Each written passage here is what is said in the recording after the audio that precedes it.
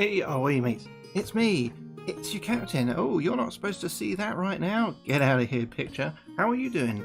I'm doing alright, thanks. I'm doing alright, thanks. This is another impromptu stream. I'm not streaming tomorrow, by the way, because we're going to go see Battleborn. Battleborn, Pearcraft's band. It's going to be great. I'm really looking forward to it. Really looking forward to it. And you know what? Every time that stream starting soon pages up, I'm actually already ready to go. I just wait because I really like listening to that music. Maybe I should just never stream. I should just sit here listening to that tune. It's a really good one. It's a really good one. It's by a very talented chap called Alexander Nakarada. He's done a lot of different stuff, a lot of different styles and genres. Check him out. Check him out, friends. But we're doing another Fighting Fantasy today.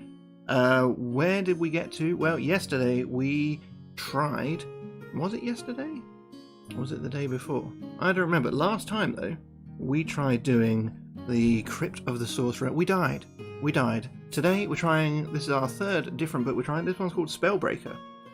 It's a slightly different from the other ones, and you'll see I've updated the character sheet a little bit. We've still got the same old stats that we're used to, the skill, the stamina, and the luck, which I've already pre-rolled. Once again, we've got the shittest luck going. But we've got another one that we've got to keep track of in this game, which is our faith. And I don't know how that comes into it at all.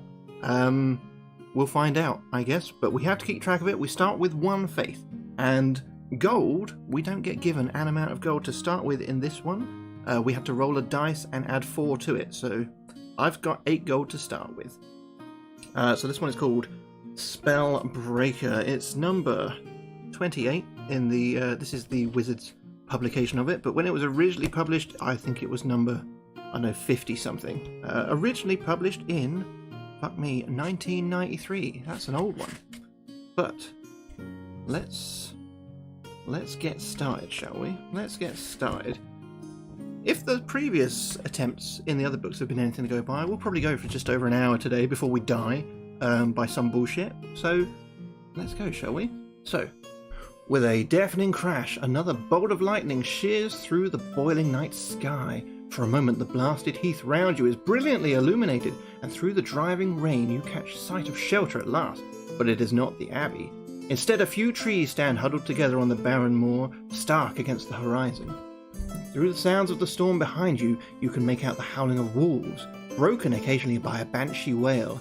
With renewed determination, you find the strength to start running again over the sodden earth, with the blood pounding in your ears. As you near the copse, you pick out the glow from a small campfire among the trees.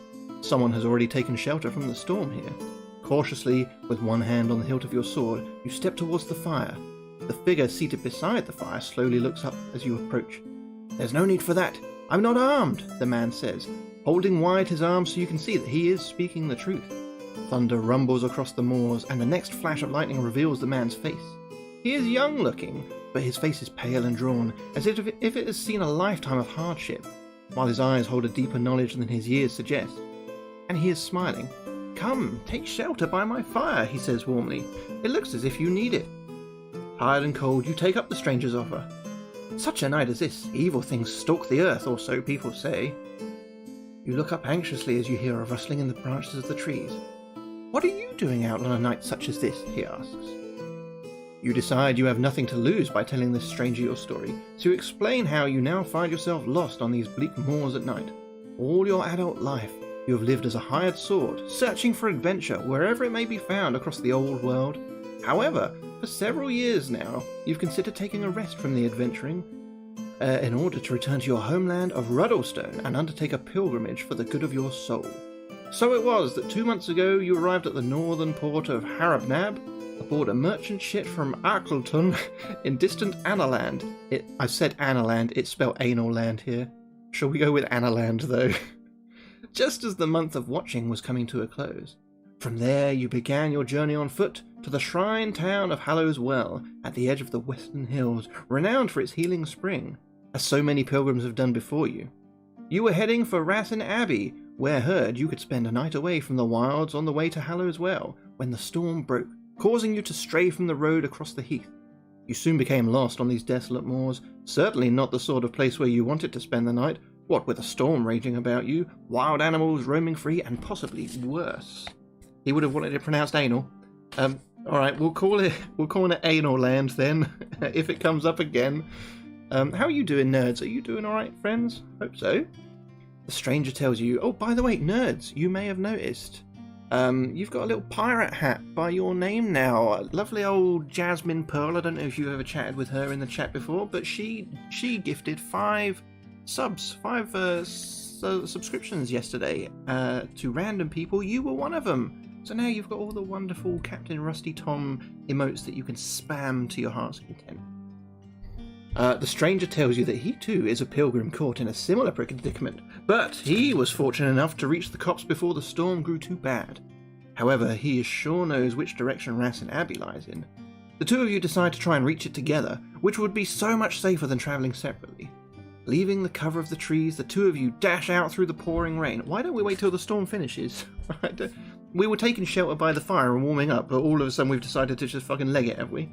That's bullshit. After running for half an hour with the wind and rain driving into your faces, you come to the top of a rise and see the road leading down to the small dark stone buildings of Racine Abbey, cowering under the terrible force of the storm. Then comes the scream. It chills you to the bone and curdles your blood. Although almost paralysed with fear, you and the stranger look around to see dozens of foul demons bearing down on you from the turbulent skies. They are grotesque to look at, with bulging eyes, bloated, misshapen bodies, writhing tentacles, vicious talons, and slavering jaws. They could be describing my ex. It's raining my ex. Oh my god.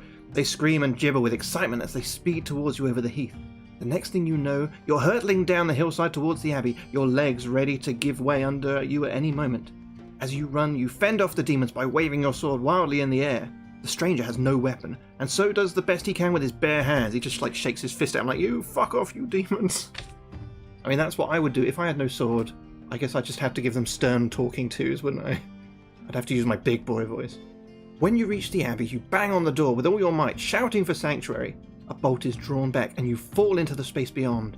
The stranger stands in the doorway, still trying to ward off the demons. Quick, come inside, you call to him. As soon as he is over the step, the door slams shut and bolted. One last gust of wind is all that remains of the gale outside. You pick yourself up and survey the huddle of anxious faces looking back at you.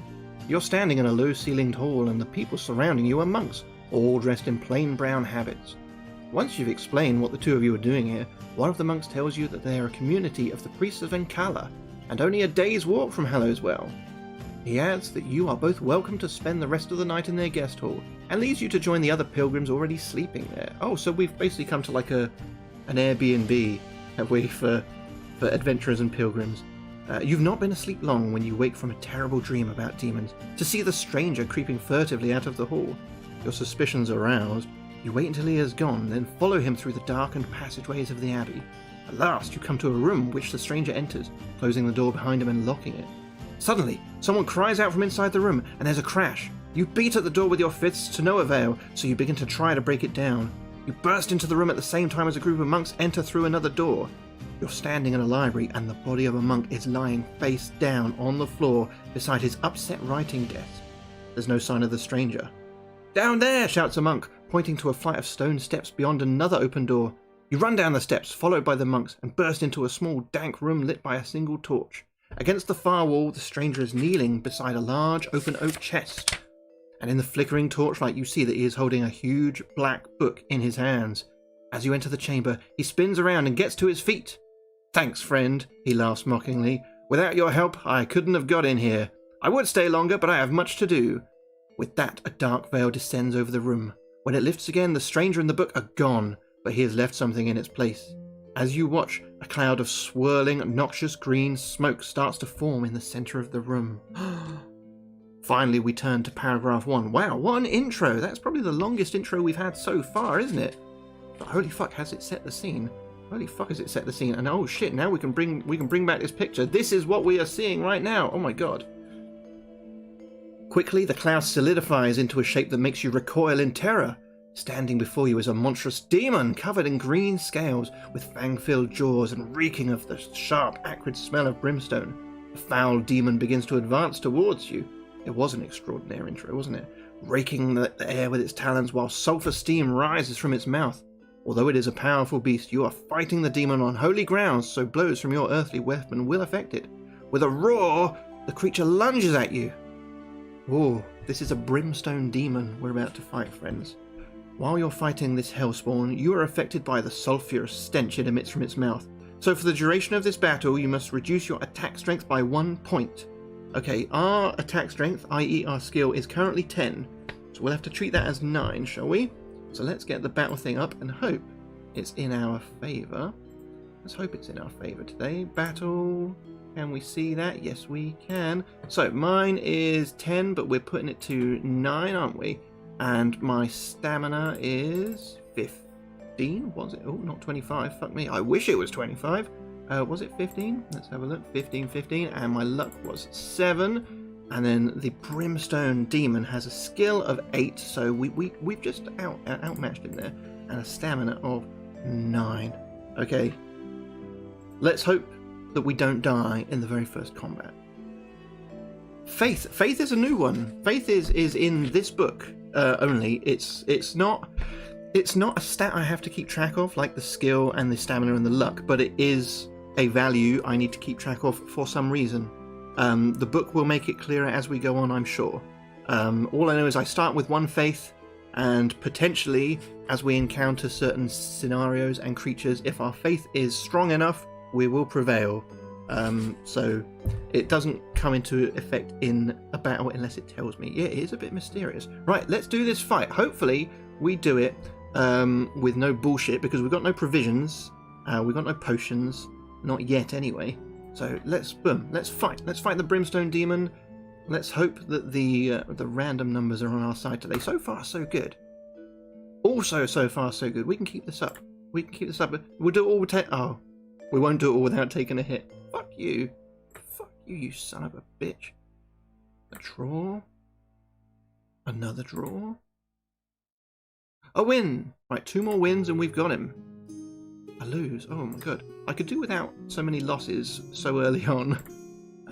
Hopefully it just says somebody fully heals you at some point. Wouldn't that be nice?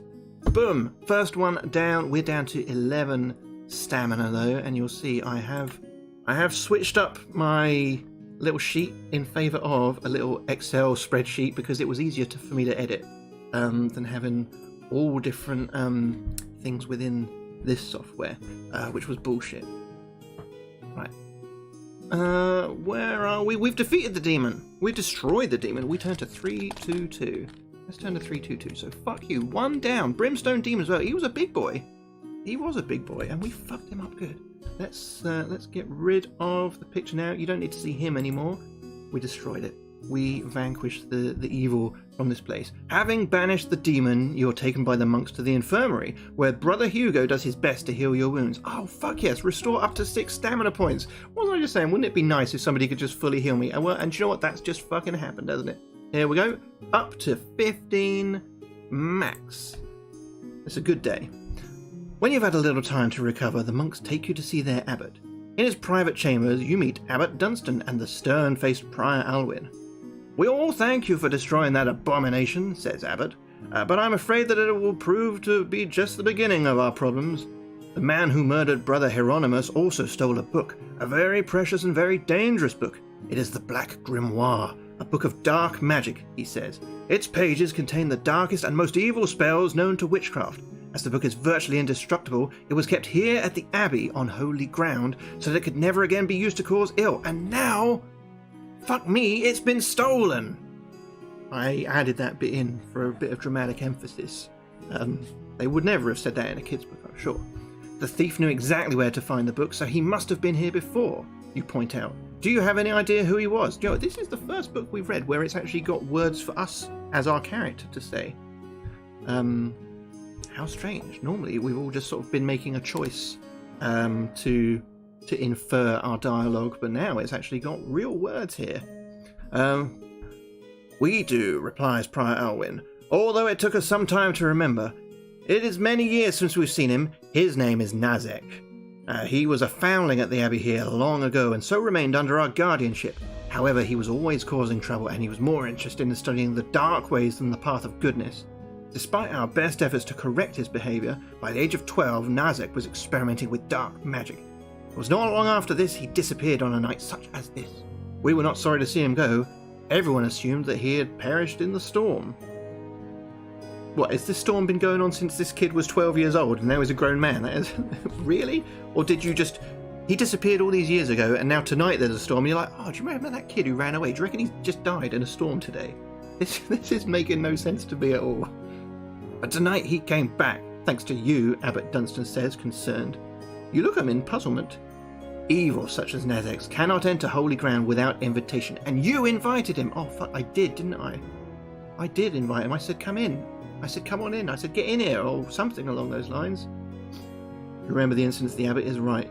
You must help us recover the book, and we know where you should look for the thief, says the Abbot. For in the grimoire there is one spell more powerful and life-threatening than all the rest. This spell is one of unlocking. What it unlocks is the Damafrauge. You've heard of this. Seeing your recognition, the Abbot continues. Yes, the legendary Casket of Shadows, the prison of the infernal beast. Last time this monster walked on Titan, hundreds died. Centuries ago, the casket was locked away in the monastery at Claybury, a village lying in the hills to the west. This was thought to be a safe place, but it may not be anymore, as we thought the book was out of harm's way until tonight. We believe, Prior Alwyn says, that Nazek must intend to use the grimoire to open the Damafrauge. However, this ritual can only take place on the night of Sheka's moon in 4 nights' time. The grimoire must be going westwards to find the casket, so that is the way you must go too. You will help us? The Abbot asks pleadingly. Of course you will.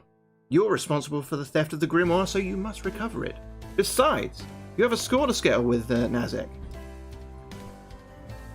What, you love how I say Damafrauge? Is that the one? Yes, we have a score to settle with Nazek. We turn to 238.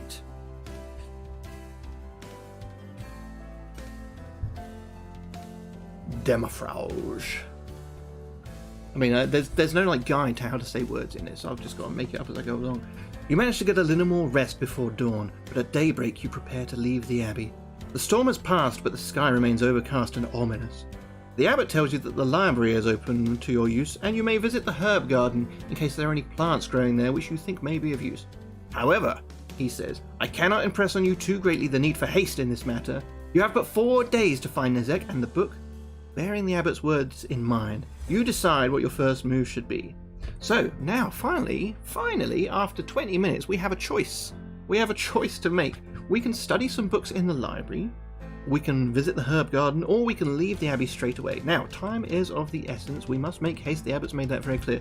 I don't see what good it is going to go to the library, because the Abbot and the Prior have already told us all the information we need, surely.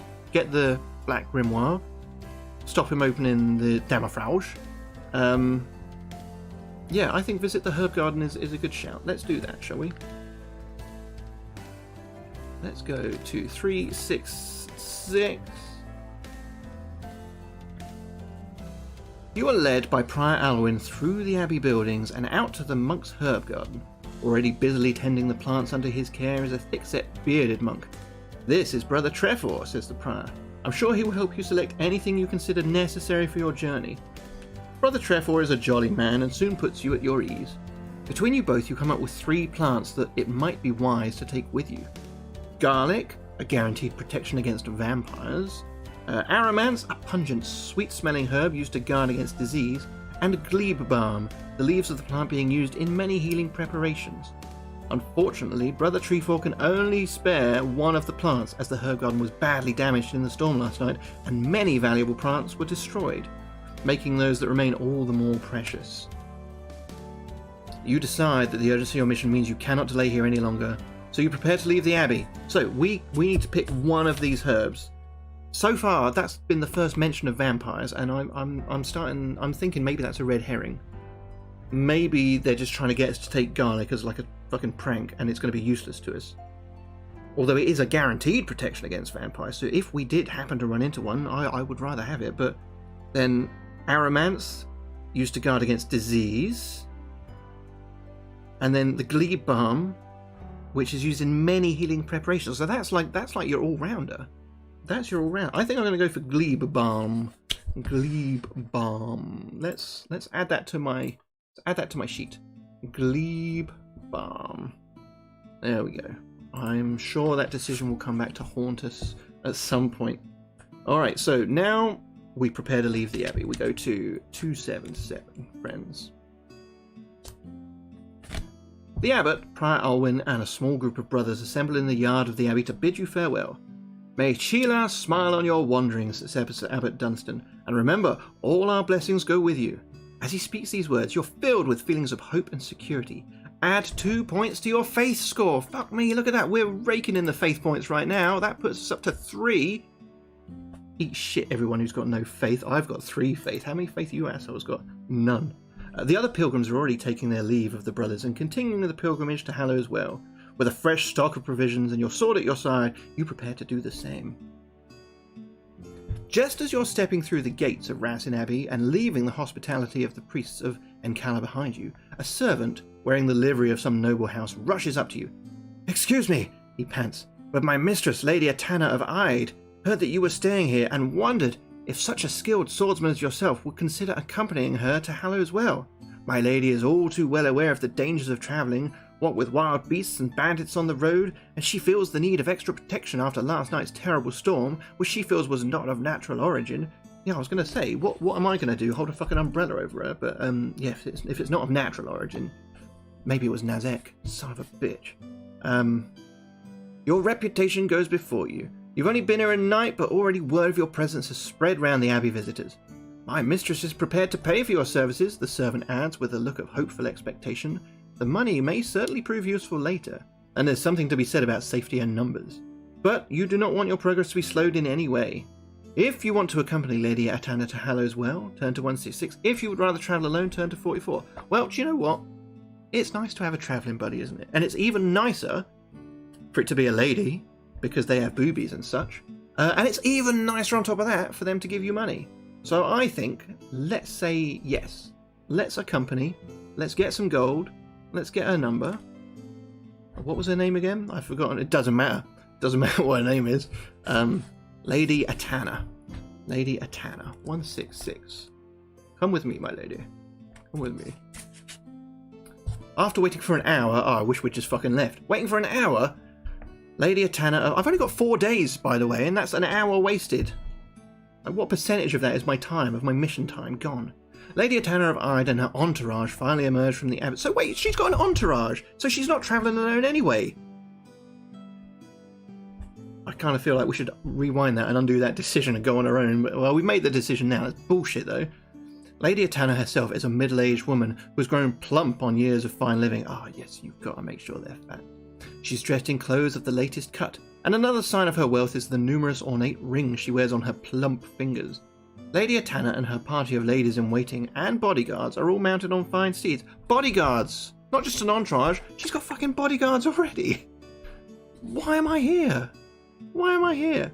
Her servants follow with her possessions on mules. There is also a horse saddled and ready for you to ride. You mount and are soon on the road again, leaving Racine Abbey behind you. The morning passes quickly as Lady Atana is talkative, to say the least. As your journey progresses, you discover that she has been a widow for 6 years. Cha-ching. Lonely. She decided to make the pilgrimage from her manor at Ide to see whether the healing waters of Hallow's Well could relieve the discomfort she suffers in aching joints. Soon, the road is joined by another from the south and enters an area of woodland. You pass other travellers heading in the same direction as your group, but soon lose sight of them again as you continue westwards. You become aware of a rustling sound in the trees to your left. Do you want to stop or keep riding, pretending not to have noticed? Well, I have noticed. I did notice. So I'm going to investigate that sound. Turn to 153. Please don't make me regret this book. See if we can make it longer than an hour today. So 153. It was wise to stop. There is a sharp twang and a crossbow bolt flies past you into a tree on the other side of the road. Your group is swiftly surrounded by men swathed in dark robes. One of them runs from the trees behind you with his short sword drawn. It's a bandit. It's a brigand, to be specific. He's got skill 7 and stamina 7. Well, we've got skill 10 and stamina 15, so this guy is about to get wrecked. Let's take on this brigand, shall we, friend? F for the brimstone demon. 9. Oh no, 10, because we took a penalty for the demon, didn't we? And that guy I said was 7 and 7. Let's do it. We'll take on this brigand. See how we get on. It's a win. It's an easy win. This guy He got lucky. He caught us unawares with that crossbow bolt, but now he's come out and he's facing a real adventurer, a real warrior, a real hero. He's about to get absolutely annihilated. He's not even going to hit me. Watch this. Now we see, so far so good. So far so good. Excellent. Shazam. We fucked him. We fucking did him, friends. We fucking did him. If you win, of course we won. Turn to 298. Vicky, how are you doing? Are you doing alright, friend? How'd you get on with Horizon? You finished it yet? You ain't finished it yet. Turn to 298. Turn to 298. We are turning there. Having dispatched your opponent, you are confronted by a tall man on horseback wearing a long black cloak. You're startled to see that under his hood, his face is covered by an iron mask. A gauntlet-clad hand pulls a fine sword from its scabbard. The sword glows with a faint blue light as it cuts through the air towards you. Wait, his sword glows blue. Am I an orc? Am I an orc? I might be. Olive, what do you want to see, friend? Another GameCube game. All right. How are you doing, Olive? You doing as well? Doing good as well? Hang on. We've got a fight at Masked Brigand. Olive, this is a personal favourite. I enjoy this game very much. It's Godzilla. Destroy all monsters melee. It's basically a fighting game where you play as Godzilla or one of several other. Kaiju is the Japanese word for them, but basically just like these big monster things. It's a really cool game. It's a really cool game. You're high? Olive, you're high? On medication? Fucking painkillers. Fucking pain. Oh, Jaime's here too. How are you doing, buddy? You feeling good? Right, we've got to fight a Masked Brigand, guys. His skill is 10. His stamina is 12. Let's get it up. Let's get it up. What did I say? 10 and 12. 10 and 12. Oh my god, he's like... We might have met our match very early on, friends. We might have met our match very early on. So, Masked Brigand. Is he their leader, do you reckon? Oh, and it says, after 2 attack rounds, turn to 94. So, regardless, we're not going to end the fight straight away, I guess. Regardless of who does what damage, after 2 goes... Oh, God. We've lost one. And we've lost another one. I'm glad we're turning to another page, because fuck me. Turn to 94. Alright, we'll turn to 94. We'll see what it's got. We'll see what it's got in store for us. We'll see what it's got in store for us. 94. 94. 94. Keep going. 94. The men who attacked you suddenly give up the fight and flee back into the trees, the masked stranger galloping after them. If you want to give chase into the undergrowth, turn to 23. If not, turn to 191. Guys, it's your call. I mean, this guy's just got 2 good hits on us, which I'm not happy about. And we only have 4 days to get the Black Grimoire back. I don't know if we can be chasing after bandits, but... We'll go with the popular vote, shall we? Shall we chase through the undergrowth, or shall we just carry on along our journey? You want to back up? Back right up. Keep backing it up. Keep backing it up. I'm going to take this hat off. Warm. It's warm with the hat. It's warm with the hat. We'll keep it off. Yeah, let's go back to our journey. All right, let's get rid of that. Let's get rid of this. And let's update our current stamina is 11, unfortunately. So we are turning to 191, continuing our journey, doing it just for Mrs. Rusty. Fortunately, no one in the party is badly hurt, the worst injuries being a knock on the head and a large sword gash among the bodyguards. I mean, a large sword gash does sound pretty badly hurt to me. Lady Atana cannot thank you enough. I think she can find a way to thank me, actually. Oh, we are all indebted to you for saving our lives. You're so brave and dealt with those robbers as they deserved. Sadly, they managed to get away with my jewellery box. They shouldn't be able to open it as it was carved from wood from the magically protected forest of Lean. But it was given to me by my late husband on our wedding day. Don't forget, she's been a widow for 6 years. On our wedding day. If you should ever by chance recover it, its contents are yours. It's the least I can give you for saving my life. But if you could return the box, I'd be most grateful. I'll return her box. I'll return her Lady Atana's box. Lady Atana takes from round her neck a chain on which hangs a silver key. She hands both the key and the chain to you, and see that the number 252 is engraved on the key. I think that's something we're going to need to remember.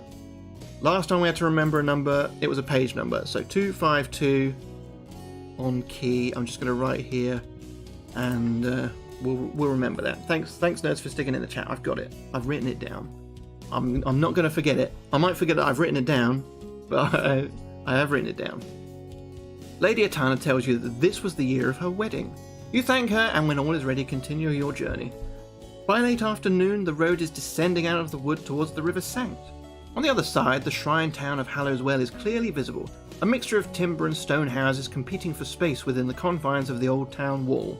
Your party crosses the wide stone bridge that spans the Sanct and enters the town by the Eastern Pilgrim's Gate. The narrow street leads you into the market square, which is packed with people. Lady Atana tells you that she is headed for the Pilgrim's Rest, where she and her entourage are to stay for the night. You are welcome to go with them if you desire. If you want to do this, turn to 85. If you prefer now to press on again by yourself, turn to 341. We could. I mean, because this is our chance to seduce her. If she's getting a room for the night, she's already given us a key. I'm picking up all sorts of signals from Lady Atana. Let's go with her. It's only one night, right? She's desperate. I'm desperate. I was caught in a storm, and God knows the last time this hero had any action. Let's turn to 85. She wants it. She does want it. She does want it. Let me roll for luck. Oh look, we've got a lovely little picture. We've got another picture to show you. Where are we at? Where are we at? Here we are. Here we are. Boop. And this is us. Dusk falls, and turning down a crowded back street, you come to a 3-story stone building with a painted sign hanging outside declaring that this is indeed the Pilgrim's Rest. The sign itself is an excellent work of art. It shows a pilgrim carrying a scrip and leaning on a staff, passing a milestone pointing to Hallowswell. You pass underneath it into the courtyard of the hostelry. There, ostlers lead your horses to the stables, while your party make their way into the inn.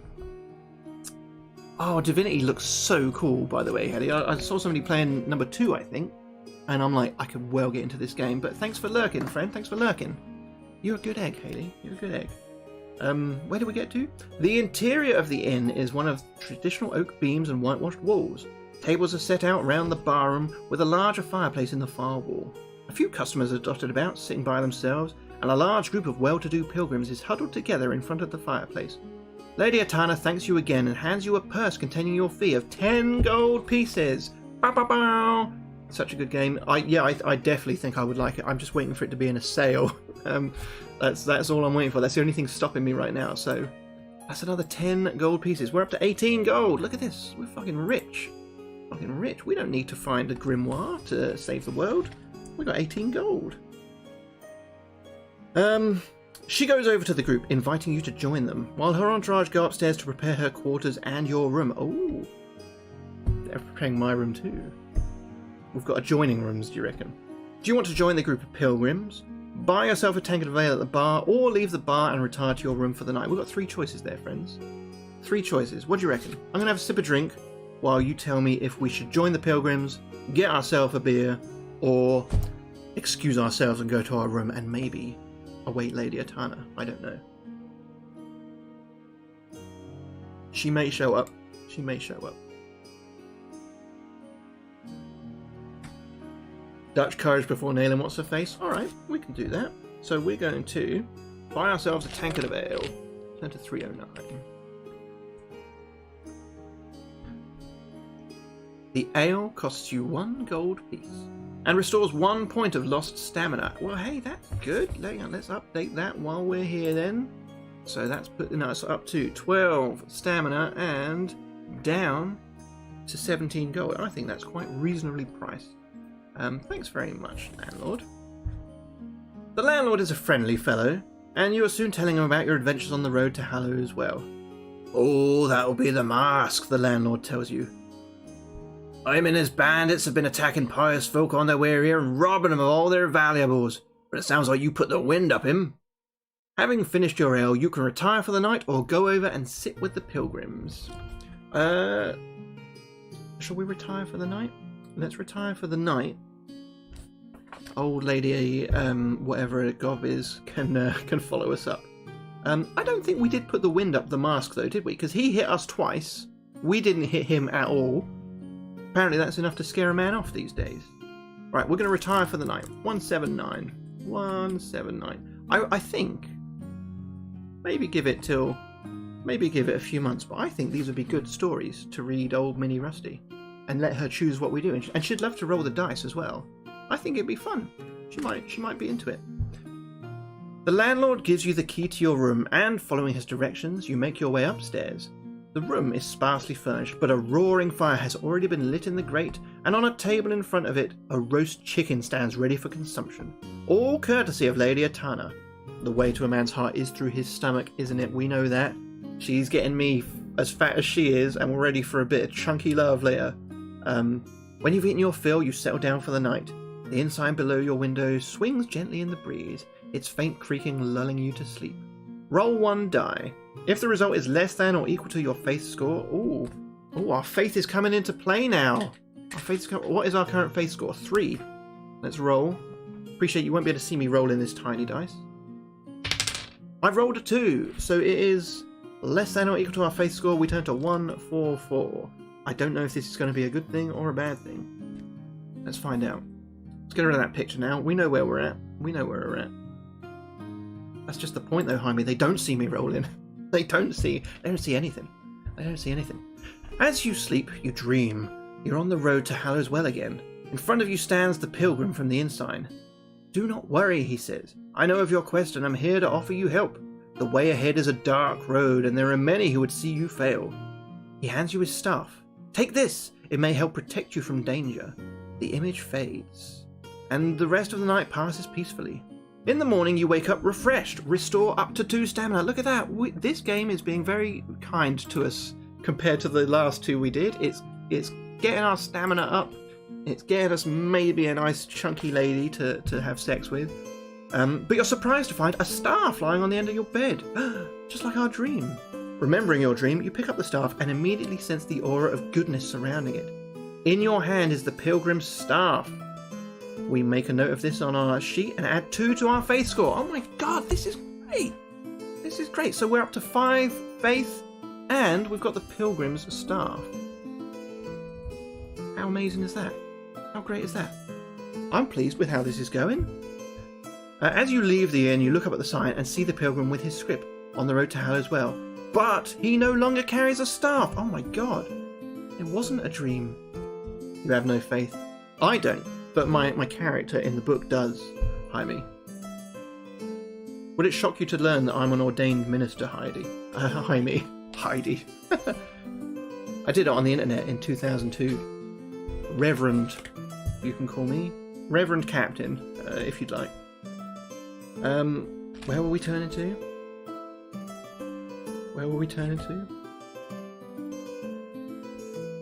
I'm lost.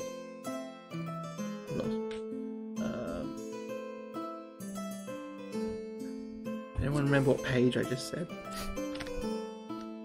I just have to go to a page that I recognise and work our way back. See, I think I was turning to 131, but maybe I wasn't. Did I say 131? Does anyone recall that?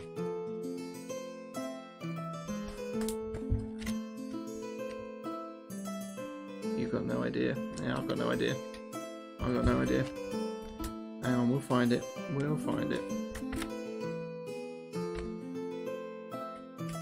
friends. So, from Pilgrim's Rest. So, we turned in for the night, 179.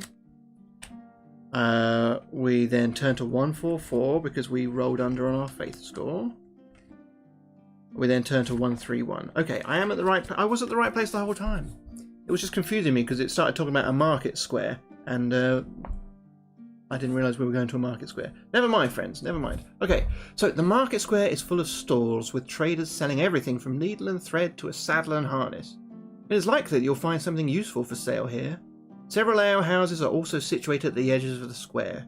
The healing well is at the top of the hill to the north, and streets lead out of the square to the south and west. Do we want to look around the stalls, make our way to the healing well? I don't think we need to do that, actually, because we're already 1 under our max stamina. Do we want to leave the market by going west, or leave the market by going south? Eventually, we are going to want to go west. because that's where the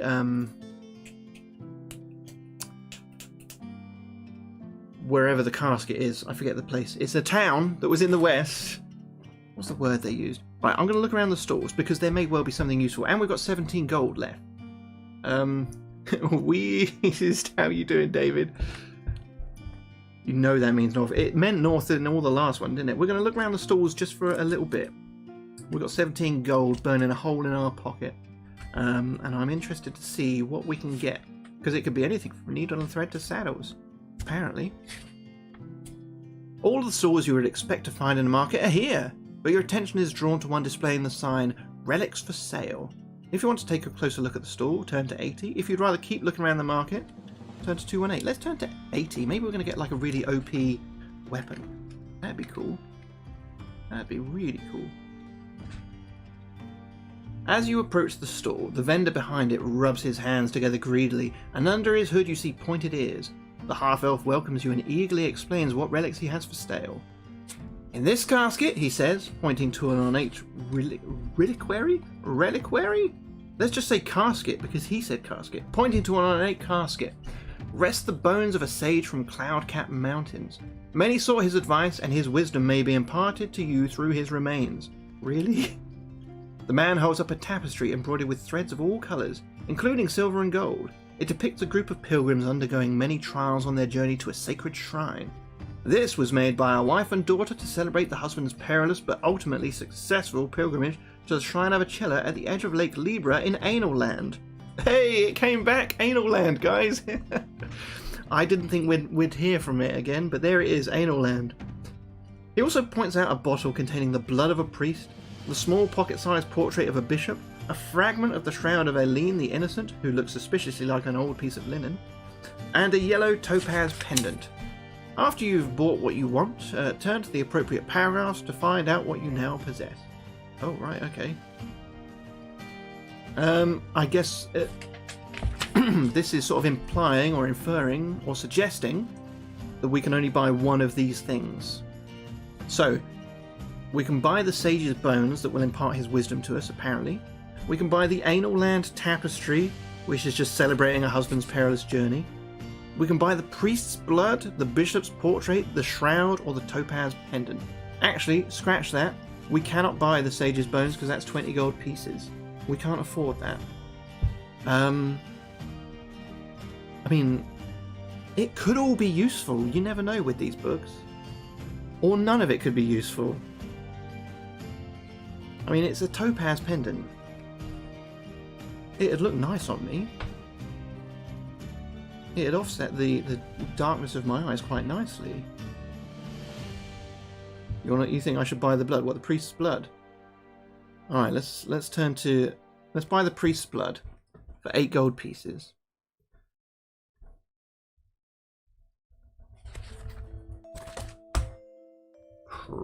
Priest's blood. Alright, and we will then turn to 398. That's what we bought. We bought the priest's blood. 3,398. Okay. Let's see. Why not more? Yeah, we could get more faith. I mean, we're already up to 5. 5 faith in 45 minutes. That's alright going, isn't it? Unnervingly, you find that the bottle is slightly warm, and you wonder how fresh the blood it contains is. Return to 80. Oh wait, we can buy more! Oh great, okay, fuck me. Alright, well we've got another 9 gold, so we can buy the bishop's portrait or the shroud. Starting to think we should have bought the anal tapestry.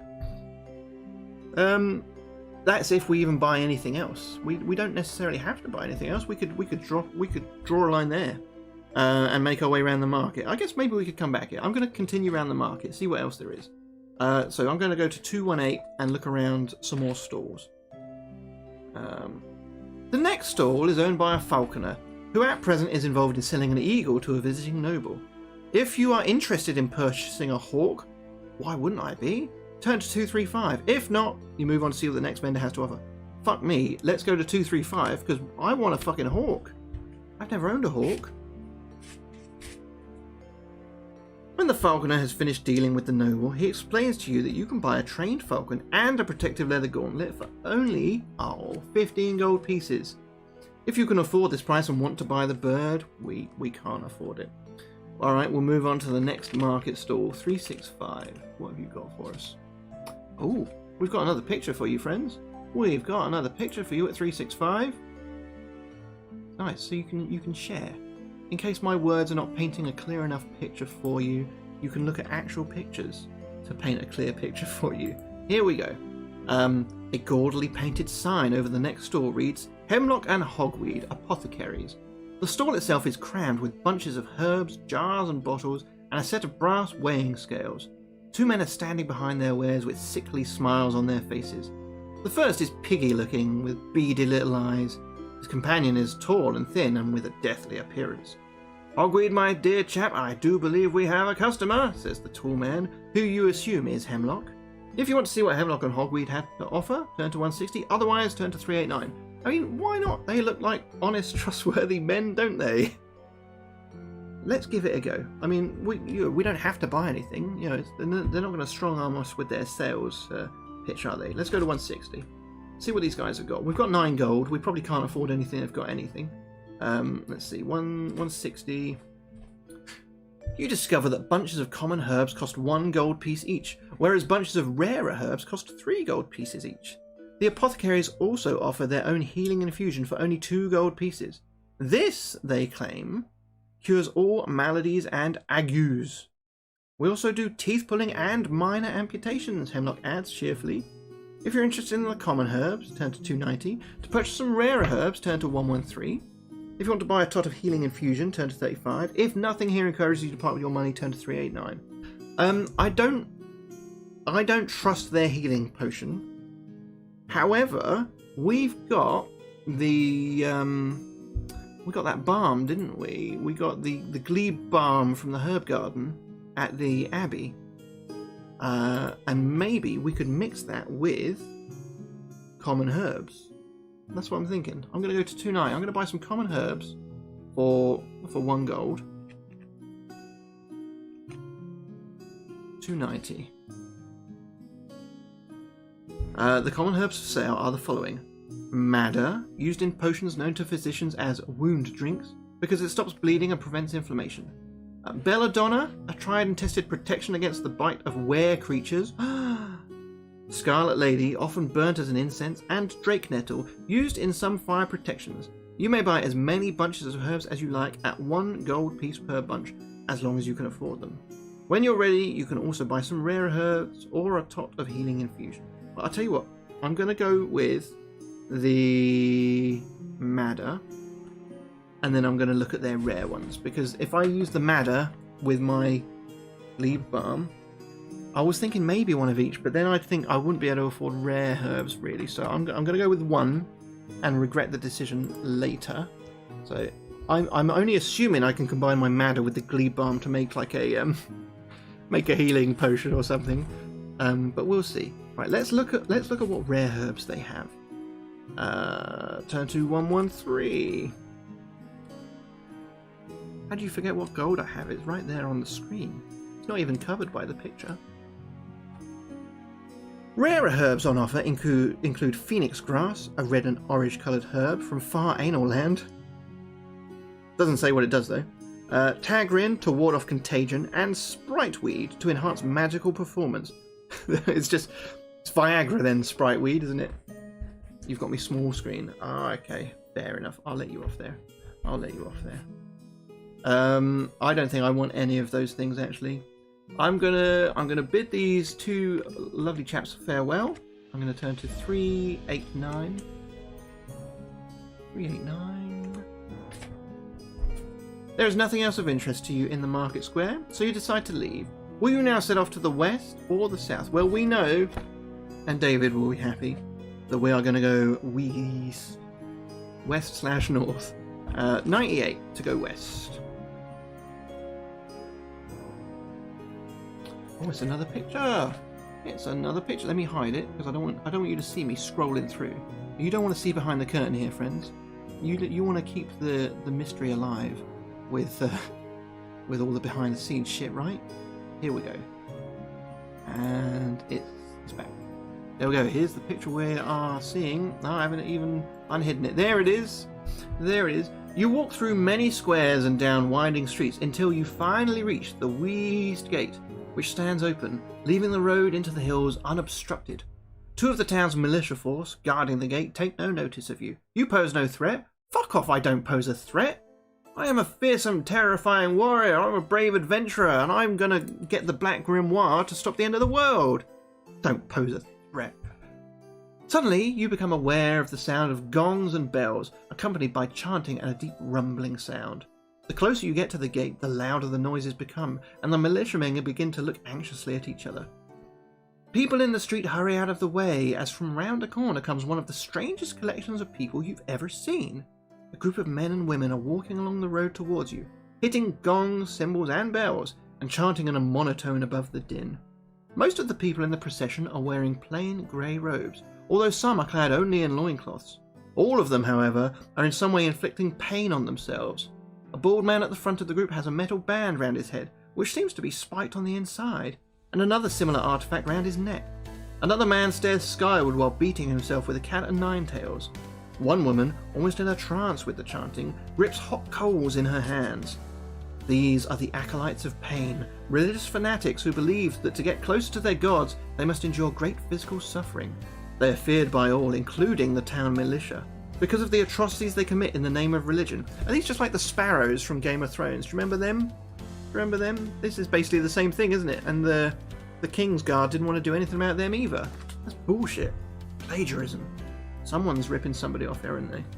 The rumbling sound is caused by a huge wooden spoked wheel, several meters in diameter, with a man stretched out on the hub as if he were on a rack. The wheel, which is covered with spikes on the outside edge, is rolled along by several other fanatics.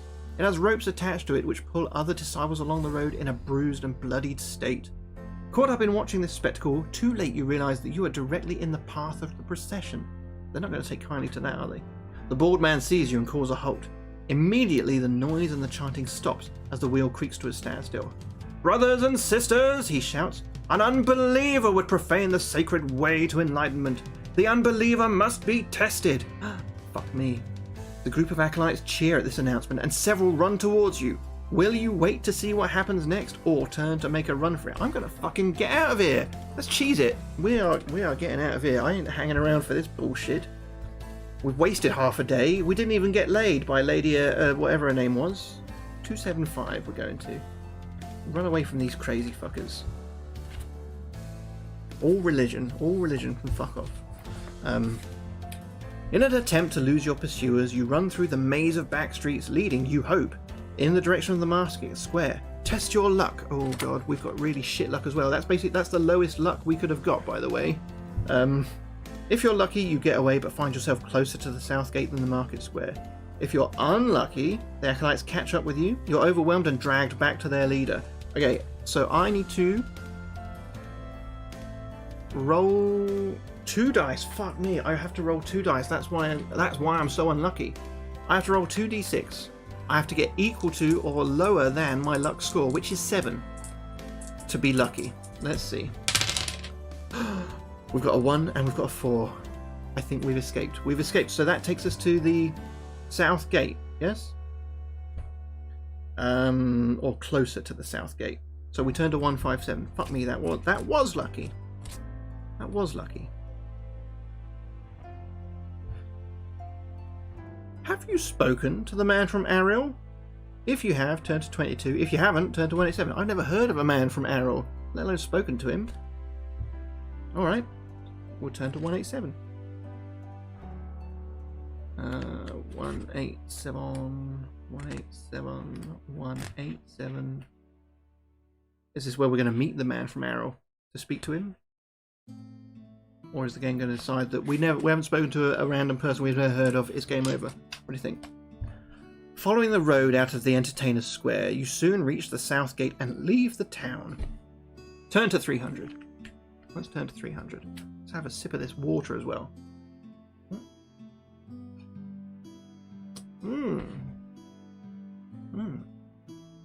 300. 300. Once you're away from the town, you rest for a while to consider your next course of action. You may eat provisions here. I don't have provisions. I have 0 provisions. There are only a few hours of daylight remaining. The sky is still overcast and storm clouds are gathering far away to the west. 2 roads lead away from Hallow's Well. The road south is signposted to the village of Arrow and leads to a range of low hills. The other route takes westwards towards the edge of a brooding forest. You cannot delay any longer. Will you go south towards Arrow or west in your search of the Black Grimoire? Well, we're going west. That's going to be our default direction because we know that west is the way to go. I've got no reason to go to Arrow. I haven't spoken to a man from Arrow to give me a reason to go there. So we're going to go to 37. I'm going to go to 37. And let's spin off that picture. Dusk is falling when you come in sight of a cluster of buildings at the edge of the forest. You're just thinking, hopefully, you may be able to find a bed for the night in the village when you hear a wagon approaching at speed from the direction of Hallow's Well. You throw yourself out of the way, just in time, as the covered wagon hurtles past and carries on with no sign of stopping. Suddenly, one wheel hits a large rock in the road, almost overturning the wagon. As the vehicle rights itself, a crate, loosened by the jolt, tumbles out of the back and, hitting the ground, breaks open. Curious, you walk over to the wreckage of the crate and see it's full of dried lizards. Certainly not a creature native to the northern kingdoms. Something strange is going on here. Entering the village of Dritham at a run, you see people rushing into their homes until no one is left outside. Quick, in here! A woman shouts to you from one house, or the lurcher will get you! Will you take the woman's advice and enter her house, or stay outside and find out what's going on? We've been blue balls before in this book. Let's go to the lady's house. 205. 205. Once you're safely indoors, the woman shuts and bolts the door. In the kitchen of the small house with you and the woman are her 5 children. The youngest no more than a year old. Oh fuck, she's got kids. You thank the woman for her hospitality and discover that her name is Leda, and she is a widow. Oh my god. We certainly have a type, don't we? We certainly have a type. 2 widows. 2 widows we've come across in as many days. And that's the problem, though. We haven't come across them, have we? Not yet, anyway. She hands you a bowl of steaming broth, which you eat. Restore 2 stamina points. That's going to take us to our max. We're up to 15 maximum stamina. Isn't that wonderful? I'm pretty pleased. So restore 2 stamina points. While she explains what's going on. It comes to Dryden once every month on the same night, she says. During that night, the lurcher stalks the streets of the village, looking for mortal souls to drag down to hell. Anyone left outside after nightfall is damned. At that moment, you hear a dreadful moaning of such wretchedness that it sends a shiver up your spine, and the children start crying in fear. That's it! That's the lurcher, says Leda with a harrowed expression. None of us will get much sleep tonight. That's true. Unless you do something to put a stop to this boogeyman. Do you want to persuade Leda to let you leave in order to find an answer to this haunting? Or do you prefer to stay where you are and get some rest? Well, you tell me, friends. Shall we stay? Shall we stay and get some rest? Try our luck with this widow? Or shall we go outside and be a hero and then we'll be beating them off with a shitty stick? They'll all be throwing themselves at us after that, I'm sure. Let's go outside. Fuck it, I'm deciding this one. You guys, I don't need your help. We're going to 78. The village is completely deserted.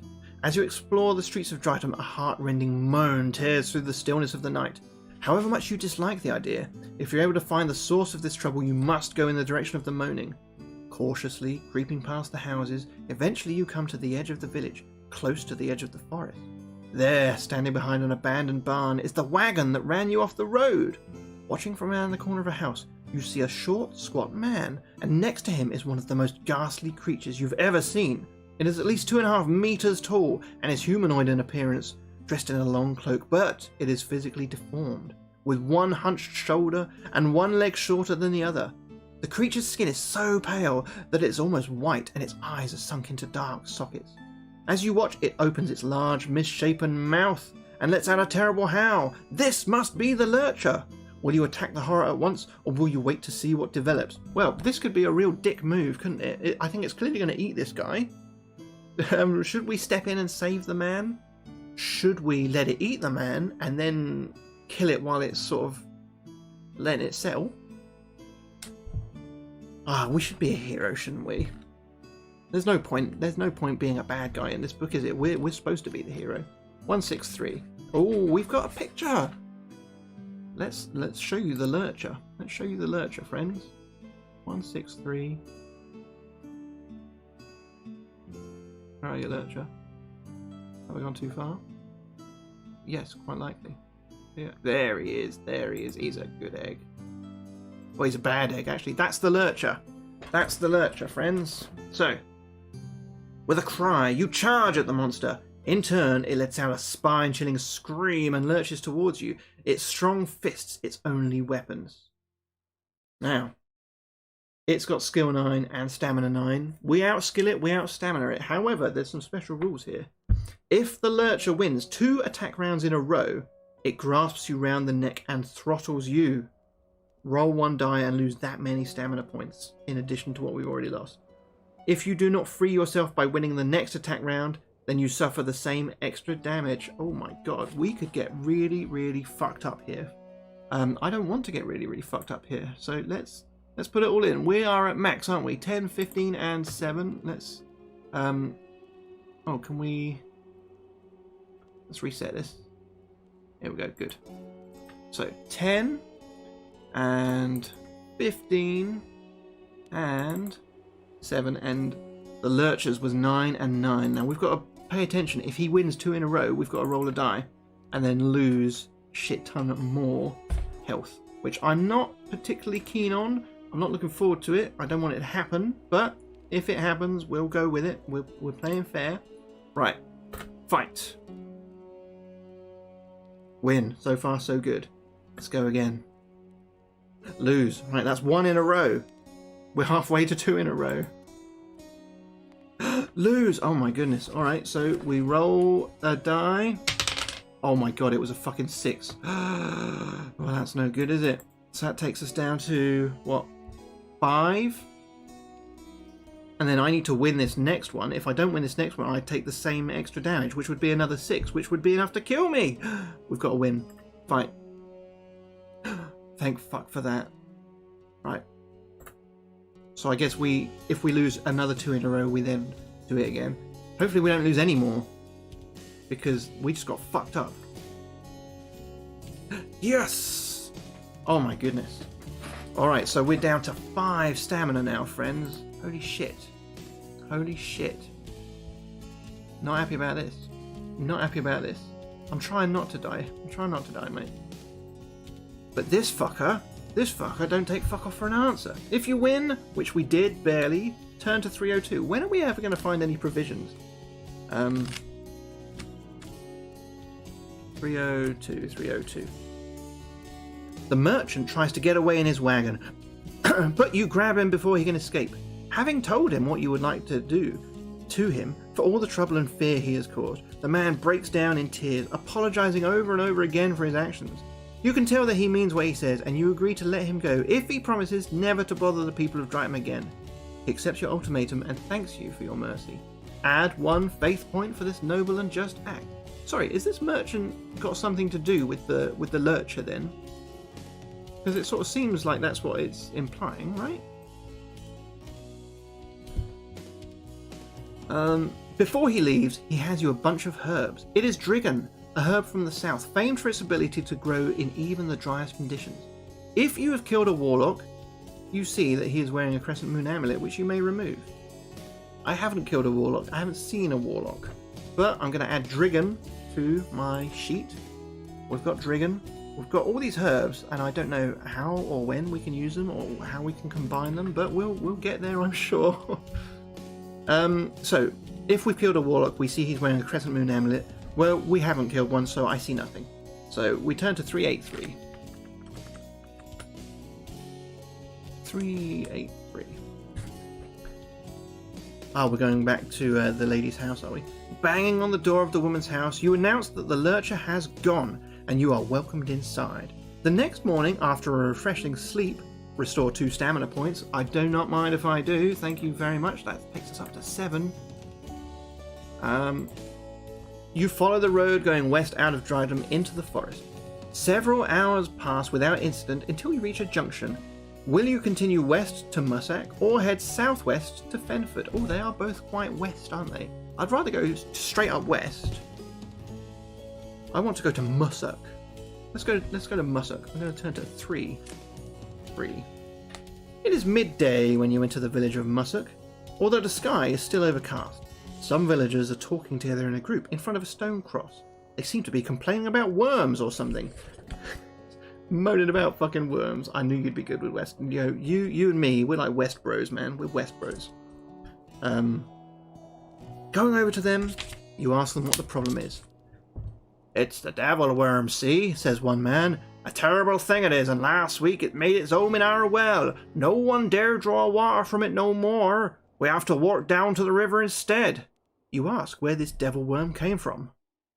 Old Tom says he saw the old witch casting a spell over the well last Wednesday and is way back from the tavern. Pipes up the village busybody. You look a bit of an adventuring type, says one of the villagers. They all got the same voice. They're inbred, I think. Will you help us get rid of the worm? Have you got time to help the people of Mussack? If you think you have, turn to 38. Otherwise, turn to 264. Thing is, we know when we started on this adventure, we had a 4-day deadline. We've slept 2 nights so far. We slept at the tavern after we ate the chicken.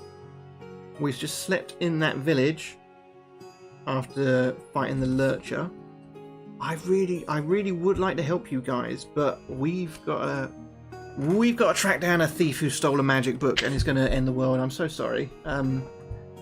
You'll be fine. Just get some like big birds or something to get the worms. 264. That's where we're going. I've made the decision.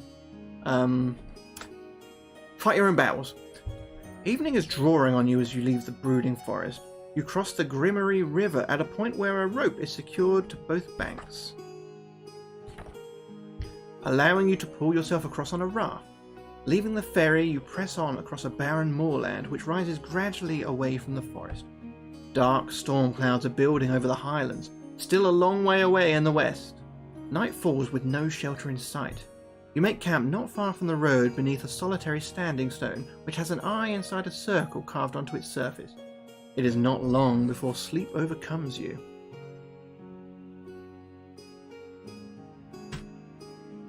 You are standing in the centre of a village which is being put to the torch by a crowd of witches and ugly horned demons.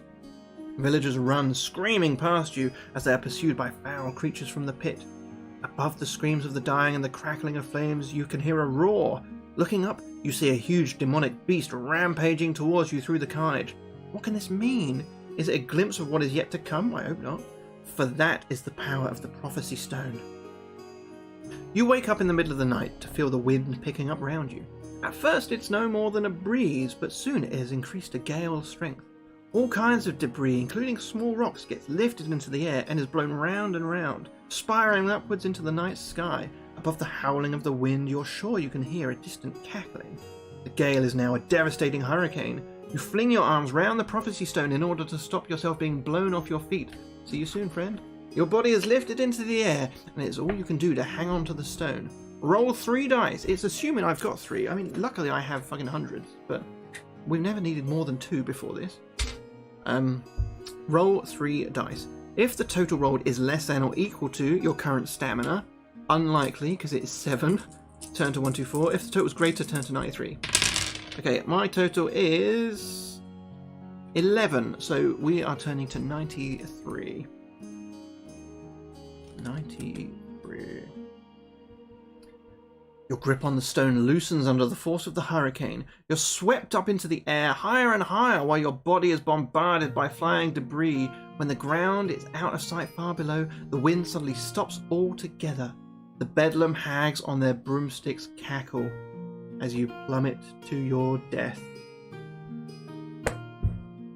Wow. Bullshit. Absolute bullshit. I wonder how many attempts on average it takes to finish one of these books, because we've tried 3. We've tried 3 books in the last week, and we've gone for just over an hour each time before we've died. Either because of poor choices or because of a bad dice roll. But I'm wondering, are any of them possible to finish on the very first time, on the very first attempt? Or do you have to sort of fail a few times to remember the wrong turns that you've taken? I don't know. But so far that's 3. That's 3 in a row where it's fucked us. What a shower of fucking bastards that is then. I don't believe it, friends. Don't believe it. Dead again. Dead again. Well, that'll be it then, I guess. That'll be it. We're not streaming tomorrow. Like I said, we're going to go see Battleborn tomorrow. It'll be a good time. It'll be good times. But otherwise, you think it'd be a fluke? It probably would be a fluke. It must be a fluke. Otherwise, we're going to be back on Monday is the plan, as usual. And we'll carry on with a bit of Arkham City on Monday. But it's been fun. Even though we've died every time, it's been fun doing these books. It's been nice having story time with your captain, hasn't it? I think. So we'll do some more. We'll do some more when we finish Batman. But until then, have a good time, friends, and I'll catch you next time.